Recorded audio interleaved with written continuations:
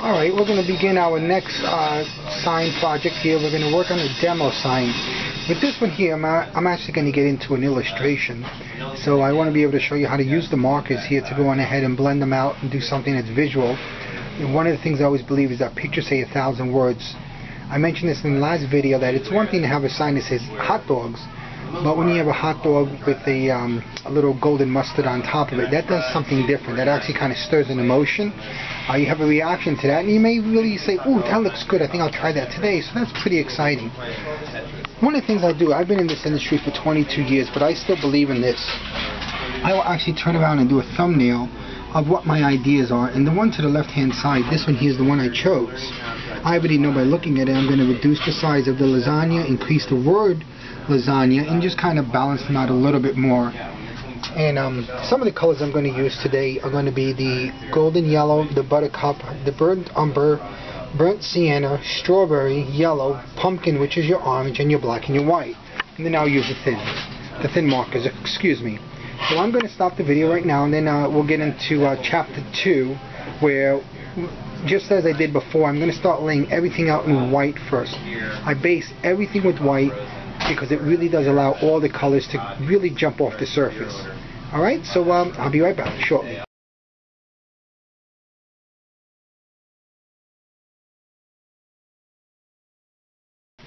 Alright, we're at chapter 2. As you can see, I've laid out the lettering using white.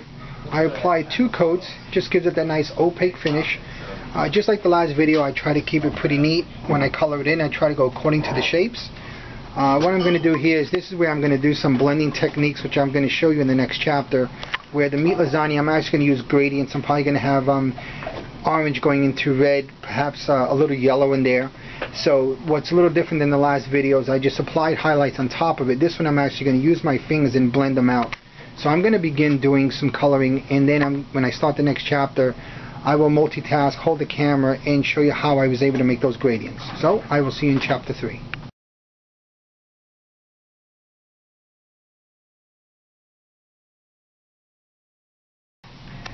Alright, in this chapter here, as you can notice, I've laid down the red. I'm actually going to give a second coat to the price. Now this video is a little different than the other one. Normally what I do is I put a drop shadow second. However, I'm going to be using a fluorescent green, and the fluorescent colors are very, very translucent, transparent, as you can see here. So they come out like washes. So we're going to have to kind of work a little backwards. I'm going to do the gradients on top of the product name. In this case, it's the meat lasagna. Then I'm going to come back and I'm going to put white to the side here, because white against white you would never see. After it's colored in, you'll see it.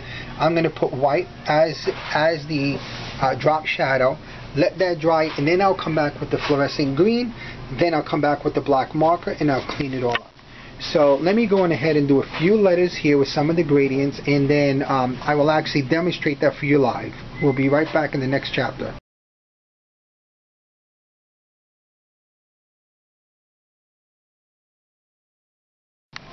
Okay, in this chapter here, as you can see, I'm starting to do the blending, which is a lot different than the last video, where we had a solid color and all we did was put white on top for a highlight. So what you actually have to do here, and this is once again where I'm going to try to multitask as best as I can, hold the camera and do the lettering, is I'm going to come on through here, and I'm going to just start putting in my color. Alright? And then instead of leaving it like that, you just kind of come down here, kind of let it fade out a little bit like that. So sometimes what you can do is the markers do stay wet for a little while, so you can actually kind of put the orange down maybe on a few letters at once. So I'm going to see if I can do that here. One, and I actually think I'm just going to kind of blend it out just to play it safe. I'm going to do that. I'm going to get a little bit more orange on here. There we go. That looks a lot nicer. Just kind of pull that down. And that gives you a lot more of a gradient, which for this particular area, I really do enjoy that. So we're just going to kind of cut in here and kind of pull this around like that. And just move along. Slightly overlap. And then just kind of pull down with it. It won't be perfect, but it will look nice, okay? gives it kind of a fiery look. And if you need to, you can see a line in there. Just kind of tap back into it and then kind of pull that color down a little bit more. And that is just a really sharp look. So I'm going to go on ahead and continue the other ones, and then we'll get back to the next video. Okay, so just kind of keeping it clean here, getting it set up. Okay, I'm going to do the rest of it, and then I will be right back. Thank you. Okay, so what's going on? I did not.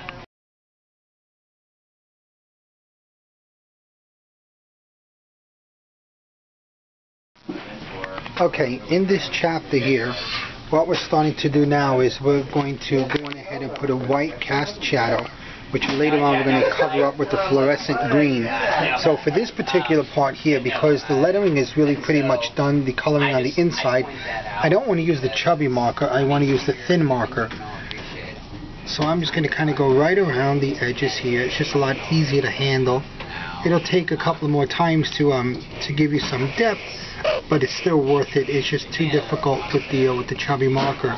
So we're going to go around all the lettering here, and like I said, I'm going to multitask. I'm trying to hold the camera and color all at once without running into some other letters. So once again, try to keep it nice and neat, as clean as you can. By doing this, there's less to clean up at the end. So I create my distance here, nice long strokes, keeps it nice and neat, nice and clean. I'll tap my marker down below to get the ink going through again, and I just kind of keep going. After this part here, the white's going to be wet for a little while, so that's where I'm going to grab the blow dryer and I'm going to accelerate the drying process by just going over it. Fortunately, this paint dries very, very quickly. So I'm going to continue to put the white shadow around the outer edge, and then I'll be right back.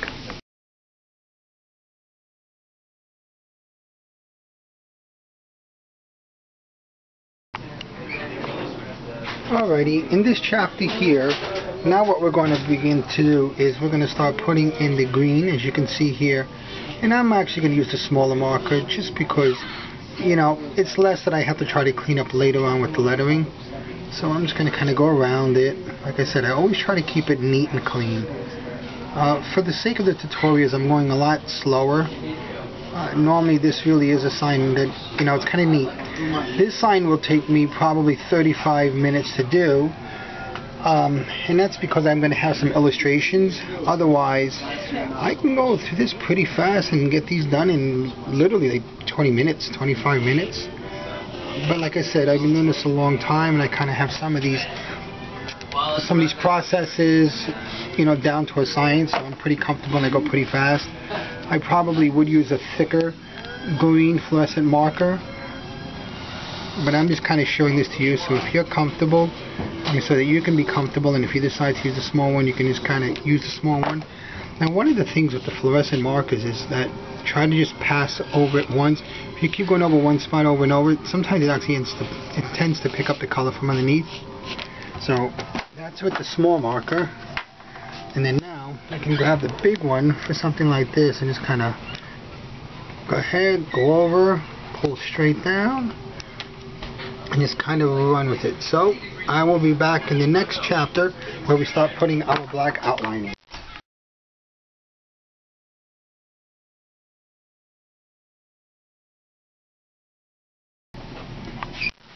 Okay, in this chapter, now we have put the fluorescent drop shadow around the edges. So now we're going to come back with our marker. We're going to start cleaning up some of the edges here. So I'm going to hold the marker all at once as I do the lettering. Just gotta kind of clean it up just a little bit here.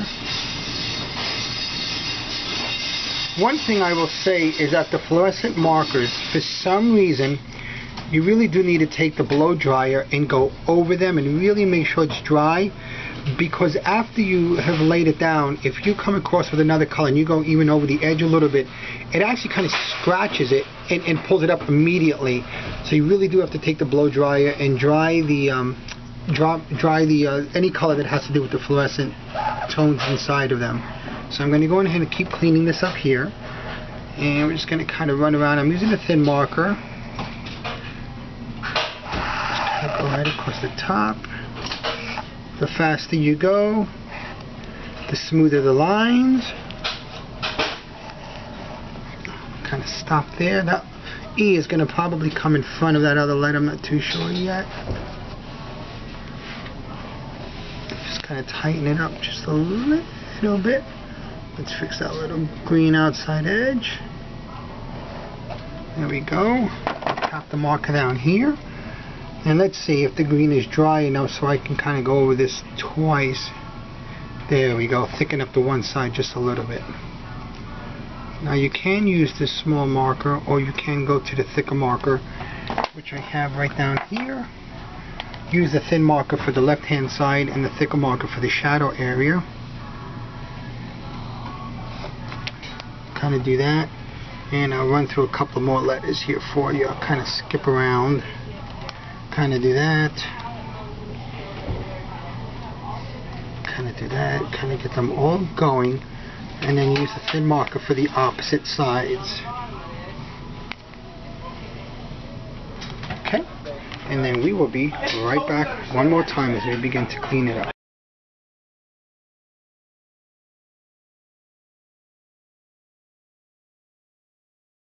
Alright, as you can see now, everything has been cleaned up. We have the black outlining, we have the thicker shadowing to the right hand side of everything with the black, and then we came on over here and we gave the price a cast shadow also. Now what I'm going to do is I'm going to come in here with the fluorescent orange, and kind of like I did before, we're going to turn the lights on now. Okay, give it some reflective qualities, and there we go. Kind of come around here and there. We don't want to cover up all the orange from underneath, so this is meant as simply as a reflection. So let's come on over here. It goes across like that.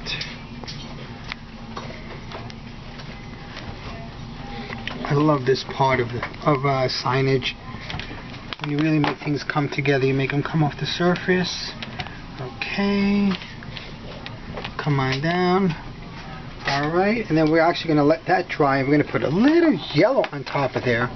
And all what the yellow does is just kind of brings the temperature up. So we're going to come into the lasagna, and these are some of the colors that I'm going to use for the lasagna. Let's see, we have the yellow, what is this one? The golden yarrow. I'm sorry, you won't be able to read there with the golden yarrow. We're going to use buttercup. We're probably going to use some of the pumpkin orange. And we're going to end up using the burnt sienna and the burnt umber. That's for the hamburger meat, the pasta, and the spaghetti sauce, excuse me. And strawberry for the spaghetti sauce. So, we will be back in the next chapter where I will show you how to go ahead and illustrate, blend those colors together using these paint markers.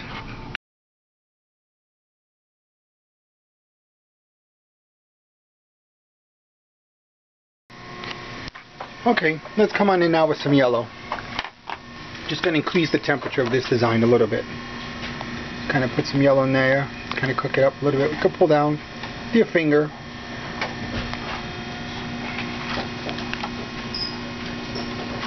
Just a little bit.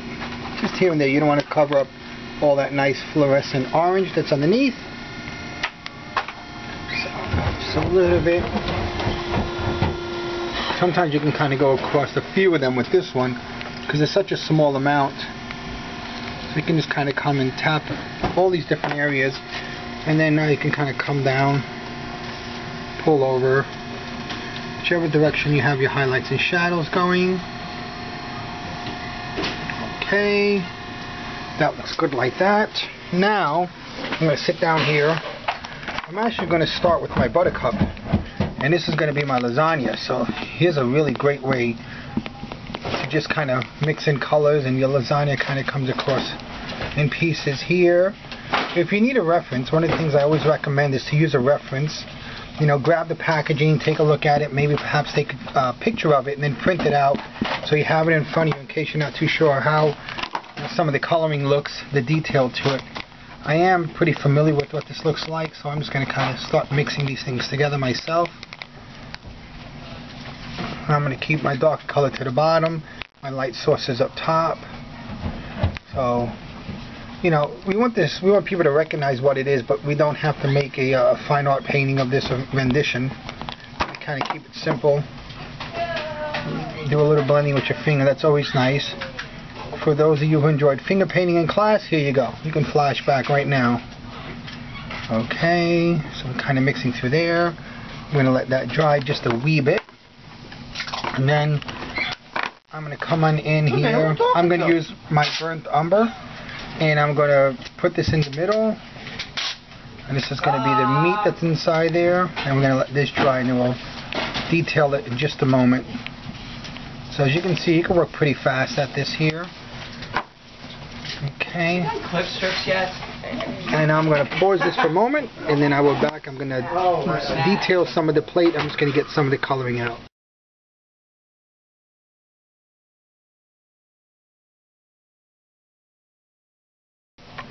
Alright, let's continue where we left off before. I'm going to start putting in some shadowing through here.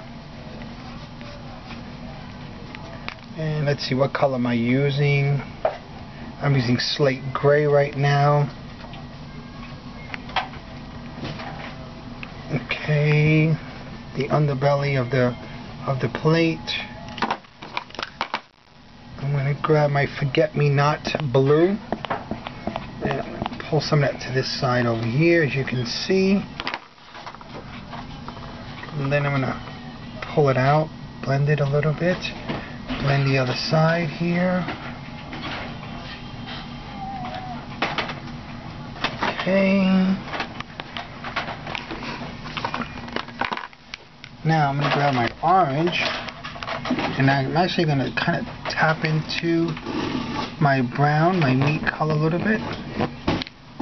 Sounds crazy, but believe it or not, ground beef picks up reflections of orange as a highlight. Especially when it's cooked, so it's just really, it's a great way to make it look a little realistic, to make it look like it's cooked. It gives a little temperature. As you can see there, it's starting to get a little depth. Now you can even grab a little black underneath here, right? And just kind of blend that out just a little bit. I know it was TOS. That just helps kind of create a little bit of the depth again. So I'm using a thin mark, as you can see, and I'm just kind of pulling it back and forth in certain locations. Okay. Let's go back into the lasagna. Let's get rid of this white that's up here. Make the edges look a little wavy. Just a really neat look here. And let lasagna go over the edges there. So the secret here is work quickly, so you can just.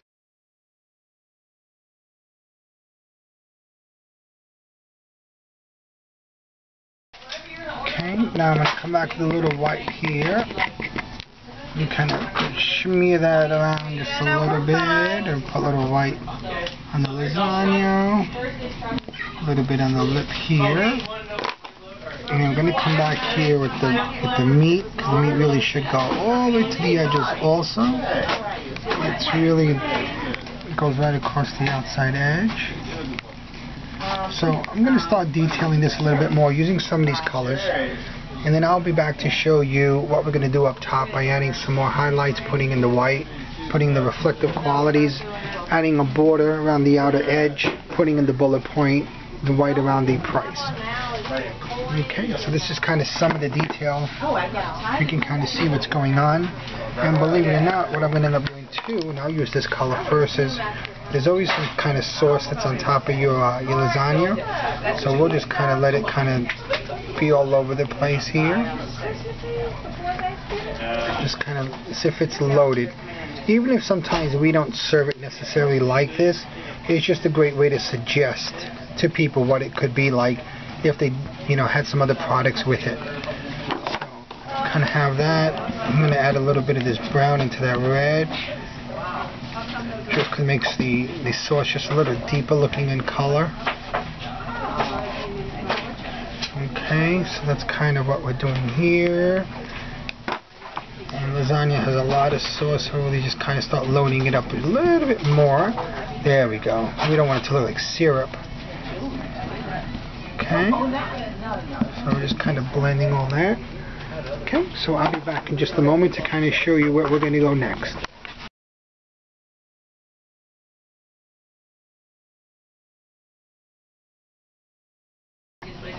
Okay, as you see, I went ahead and I put the border in. I put the bullet point and the small white marker. And now I'm going to do the same thing as I did last time. I have that little yellow, I put it from the last step. Now I just put a little white on top of that. This is still turning the lights on, giving it just a really fun little quality of really shining. Just a little here and there, not too much. Okay. I always love putting a little twinkle in it. Not too much though, just a little twinkle. That goes.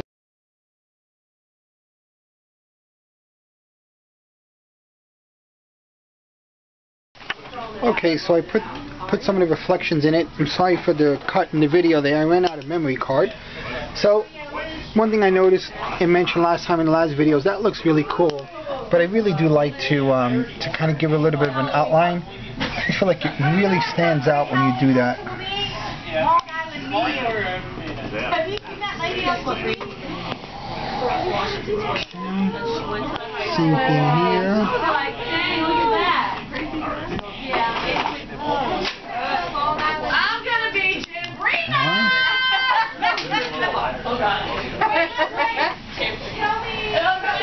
Okay. And that just really makes it stand off. I'm going to throw a couple little twinkles on the source, like a little sparkle, little steam coming off here and there. Okay. And then in the green area, just a little bit of white here and there, not too much. You just want to turn the lights on. You don't want anything that's really distracting. So, and last but not least, which is something we must always write, is our units of measure. A little hard for me to write because I'm so close to the table here. It's hard for my wrist to move a little bit. 32 ounces. And off the pullback. There you go. So, if you remember, the original concept was that, just kind of laying it out to that, which is the finished product. So I hope you enjoyed this next installment of sign making with an illustration. Next time, I believe, if it's not next time, one of the videos, several videos will also contain how to blend and make products using paint. Which is just really, it's a lot of fun. It's a lot of fun, and it's extremely versatile because it's a little bit more restrictive when you're using pre-made colors that you're trying to blend in, as opposed to mixing colors yourself. So here you go. This is a chalkboard sign for our end cap located in the demo area. Hope you enjoyed, and I look forward to doing more videos in the future.